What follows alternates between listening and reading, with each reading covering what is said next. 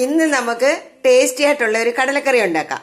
അതിനൊരു medium size 2 ഉള്ളി 4 പച്ചമുളക് നമുക്ക് ഇട്ട് കൊടുക്കാം. ഇനി വേണ്ടത് ഒരു 1/2 ടീസ്പൂൺ മഞ്ഞൾപ്പൊടി, പാകത്തിന് ഉപ്പും വേകാനുള്ള വെള്ളവും ചേർത്ത്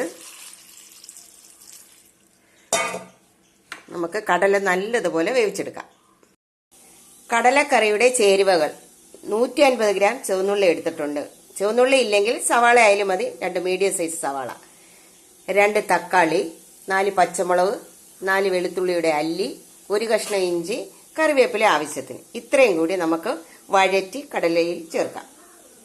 അപ്പൊ നമുക്കെല്ലാം വഴറ്റാൻ വേണ്ടി ചീൻചട്ടി അടപ്പേ വെച്ചു എണ്ണ ഒഴിച്ചു കൊടുക്കുക. 2 ടേബിൾ സ്പൂൺ എണ്ണ ഒഴിച്ചു കൊടുക്കണം. ഞാൻ വെളിച്ചെണ്ണ എടുത്ത് ഓയിൽ ഏതായാലും, കുക്കിംഗ് ഓയിൽ ഏതായാലും നടക്കും.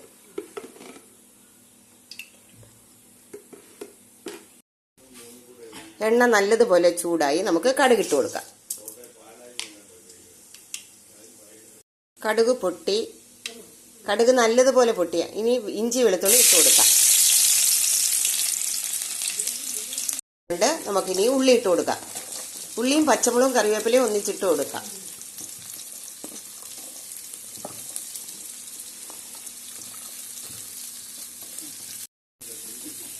ഇനി ഇതെല്ലാം നല്ലതുപോലെ ഒന്ന് വഴറ്റാം.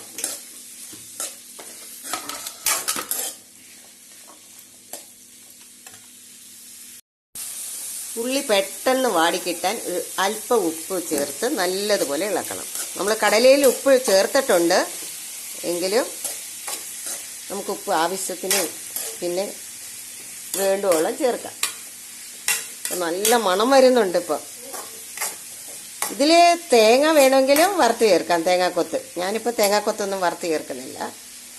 നല്ല ടേസ്റ്റി നാടൻ കടലക്കറി. അപ്പം നമ്മുടെ ഉള്ളിയും പച്ചമുളകും കറിവേപ്പിലയും ഇഞ്ചി വെളുത്തുള്ളി എല്ലാം നല്ലതുപോലെ വഴന്നു വരുന്നുണ്ട്. ഈ സമയത്ത് നമുക്ക് തക്കാളി ഇട്ട് കൊടുക്കാം. ഇനി നല്ലതുപോലെ ഇളക്കി വീണ്ടും ഒരു 5 മിനിറ്റ് അടച്ചു വെച്ച് വേവിക്കാം. നമ്മുടെ ഉള്ളിയും പച്ചമുളകും തക്കാളിയും എല്ലാം നല്ലതുപോലെ വഴന്നിട്ടുണ്ട്. ഈ സമയത്ത് നമുക്ക് മസാലകൾ ചേർത്ത് കൊടുക്കാം. ഒരു 1/4 ടീസ്പൂൺ മഞ്ഞൾപ്പൊടി, 1/2 ടീസ്പൂൺ മുളക് പൊടി,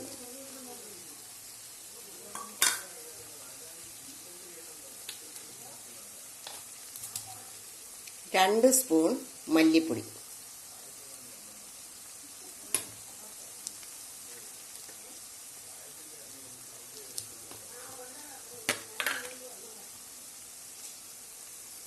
അര ടീസ്പൂൺ ഗരം മസാല.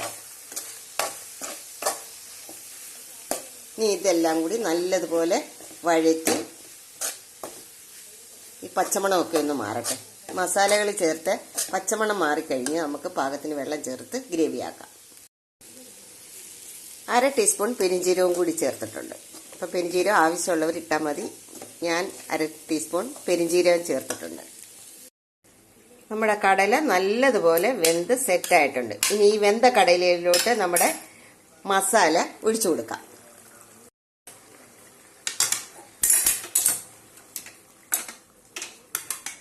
നമ്മുടെ മസാലക്കൂട്ട് ഇതിനകത്തോട്ട് ഒഴിച്ചു കൊടുക്കാം.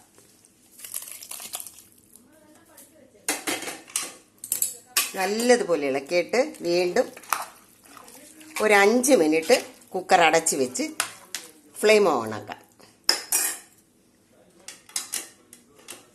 വെള്ളമൊക്കെ പാകത്തിന് ഒഴിച്ചു കൊടുക്കാം. നമ്മളെ ഈ സമയത്ത് നമുക്ക് ഉപ്പിൻ്റെ കുറവുണ്ടെങ്കിൽ ഉപ്പ് ചേർത്ത് കൊടുക്കാം. അപ്പോൾ ശകല ഉപ്പിൻ്റെ കുറവുണ്ട്, ഉപ്പ് ചേർത്ത് കൊടുക്കാം. അപ്പം നമ്മുടെ കുക്കറൊന്ന് തുറന്ന് നോക്കാം. കറി നല്ല സെറ്റായിട്ടുണ്ട്, നല്ല നാടൻ കടലക്കറി. അപ്പോൾ എല്ലാവരും ഇതൊന്ന് ട്രൈ ചെയ്യണം, കഴിച്ചു നോക്കണം. അപ്പം നമ്മുടെ ഇഡ്ഡലിയും കടലക്കറിയും റെഡി. എല്ലാവർക്കും കഴിക്കാം.